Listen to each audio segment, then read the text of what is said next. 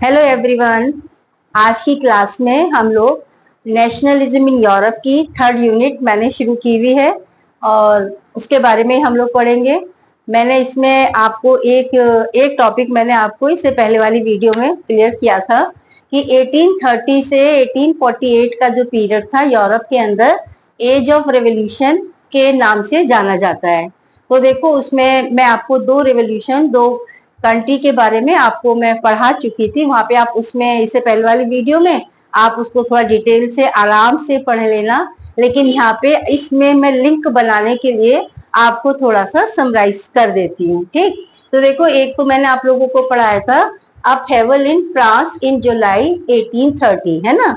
Upheaval means थोड़ी उथल पुथल सी होना, है ना, चेंज सा होना।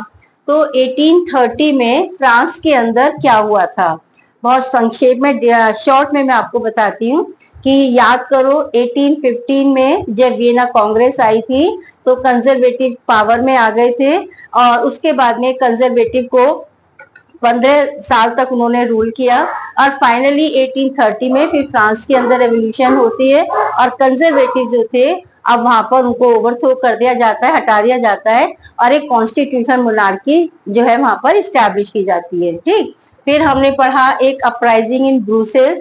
ये भी देखो वियना कांग्रेस में जब ये बेल्जियम को नीदरलैंड को दे दिया गया था तो जब सब जगह देखा कि विद्रोह हो रहे हैं तो उसने भी फायदा उठाया, बेल्जियम ने भी, और बेल्जियम जो है वो नीदरलैंड से अलग हो जाता है। तो दो हमने डिटेल में हमने पढ़ी है। अब मैं आज की क्लास में आपको ग्रीक वॉर ऑफ इंडिपेंडेंस मैं आपको पढ़ाऊंगी। बड़ा ही इंपॉर्टेंट क्वेश्चन है और मैंने आपको बहुत इजी फॉर्म में बहुत आसान तरीके से समझाने की कोशिश की है। आप इसको बहुत ध्यान से सुनना, फिर मुझे कमेंट बॉक्स में ये बताना कि आपको वो समझ में आया है या नहीं आया है। और इसी वाली वीडियो में मैं आप लोगों को नेशनलिज्म इन यूरोप के नोट्स भी अपलोड कर दूंगी, आप वहां से भी ले सकते हो, अगर नहीं तो इंस्टाग्राम पे भी मैं अपलोड कर दूंगी। ठीक है, तो चलिए आज हम लोग जो है ग्रीक वॉर ऑफ इंडिपेंडेंस के बारे में हम लोग पढ़ते हैं। तो देखो सबसे पहले हम देखते हैं कि इसकी लोकेशन कहाँ पर है ना, कि ये कहाँ पर है। ये मैंने आपको थोड़े से की पॉइंट बना दिए हैं, ऐसा करके ना आप लोगों को बहुत आसानी से याद हो जाएगा। आपको बस वो वर्ड याद आएगा और आपको पता चल जाएगा कि हमें इसमें जो है क्या क्या लिखना है।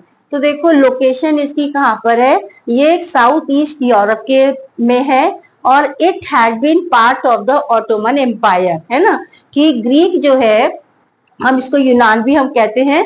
तो देखो ग्रीक जो है 15th सेंचुरी से, है ना, सिंस द 15th सेंचुरी से ये किसके अंडर में रहा है, ये ऑटोमन एम्पायर के अंडर में रहा है ना। ऑटोमन एम्पायर इसके ऊपर रूल कर रहा है जो कि एक मुस्लिम एम्पायर है, याद रखिएगा।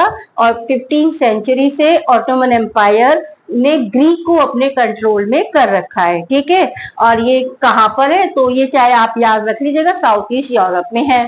अब देखिए struggle for independence, second point हमारा ये चलेगा। अब यहाँ पर भी स्ट्रगल जो है आजादी के लिए, ये लोग भी स्ट्रगल करते हैं। जब देखो वहां पर सब जगह रिवॉल्यूशन चल रही है, तो growth of nationalism in Europe sparked off a struggle for independence among the Greek which began in 1821, है ना। जैसे जैसे यूरोप के अंदर आजादी के लिए भाई सभी कंट्री जो है वो स्ट्रगल कर रहे थे, तो इसकी चिंगारी जो थी, है ना, वो ग्रीक के अंदर भी आई। वो कैसे शांत बैठे रहते, तो देखो ये लोग भी अपने आप को ऑटोमन एम्पायर से आजाद कराने के लिए इन्होंने अपनी लड़ाई जो थी 1821 में इन्होंने शुरू किया। ठीक है, याद रखिएगा 1821 में ग्रीक जो है इन्होंने जो है अपनी इंडिपेंडेंस वॉर जो थी वो शुरू करी थी। अब देखिए इन्हें सपोर्ट कौन कर रहा था, तो ये मेरा आपका थर्ड पॉइंट हो जाएगा। फर्स्ट मैंने आपको लोकेशन बता दिया, सेकंड मैंने आपको स्ट्रगल फॉर इंडिपेंडेंस बता दिया। ठीक है, तो देखिए अब इन्हें सपोर्ट कौन कर रहा था, तो इन्हें मदद, भाई लड़ाई को चलाने के लिए, कैरी ऑन करने के लिए पैसा तो चाहिए। तो देखो इन्हें दो जगह से सपोर्ट आ रही थी, याद रखिएगा कि एक तो nationalist in Greek got support from other Greeks living in exile, है ना, कि जो वहां से चले गए थे ग्रीक, जो एग्जाइल चले गए थे देश छोड़ करके, ऑटोमन एम्पायर से तंग आकर के, तो ये भी, लेकिन इनकी सिंपैथी अपने देश के साथ में तो थी ना, तो ये उन्हें सपोर्ट, जब यहाँ पे आजादी की लड़ाई शुरू हुई, इंडिपेंडेंस वॉर स्टार्ट करी यहाँ पर ग्रीक के लोगों ने, तो उन्होंने भी उनको फंड ऑर्गेनाइज किया, पैसे दिए। और सेकंड क्या था, एक दूसरा कि from the many West European who had sympathies for ancient Greek culture, जो वेस्ट यूरोपियंस जो थे, है ना, अब ये लोग भी मदद कर रहे थे। तो अब दो लोगों से, दो जगह से इन्हें मदद मिल रही है, एक तो ग्रीक वो जो एग्जाइल्ड हैं, और सेकंड जो वेस्ट यूरोपियंस हैं जिनकी सिंपैथी है ना ग्रीक के साथ में, और वो चाहते हैं कि इसको आजादी मिलनी चाहिए ऑटोमन एम्पायर से, ठीक है। तो who had sympathies for ancient Greek culture. अब देखिए क्रैडल ऑफ यूरोपियन सिविलाइजेशन, अब ये हमारा फोर्थ पॉइंट हो जाएगा। आप ये जो सुनिएगा वीडियो को, यही पॉइंट आपने नोट करिएगा, और ऐसे ही आप अपने आंसर को लेकर के चलिएगा, एक्सप्लेन करिएगा, तो आपको बहुत आसानी से समझ में आएगा।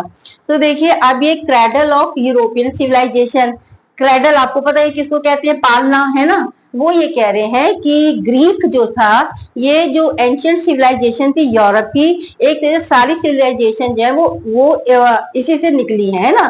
तो ये यहाँ पर पोएट, आर्टिस्ट, तो ये लोग जो थे ग्रीक को as a cradle of European civilisation मानकर मान रहे थे, और इन्होंने मोबिलाइज पब्लिक ओपिनियन, जनमत तैयार किया, है ना, पब्लिक मोबिलाइज, इकट्ठा करना, पब्लिक ओपिनियन, जनमत।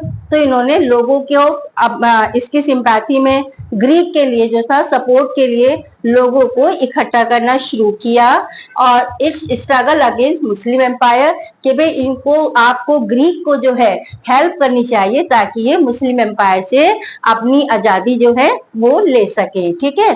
तो अब यहाँ पर क्रैडल ऑफ यूरोपियन सिविलाइजेशन हो गया। अब देखिए लॉर्ड बायरन, अब ये लॉर्ड बायरन कौन है, तो ये एक पोएट है ना। तो देखिए लॉर्ड बायरन जो है ये एक पोएट है, इंग्लिश पोएट है। अब इसने भी देखो देश प्रेम था बहुत ज्यादा, तो इसने क्या किया, ही ऑर्गेनाइज फंड, पैसा जो था वो इसने ऑर्गेनाइज किया, ठीक है, और वेंट टू फाइट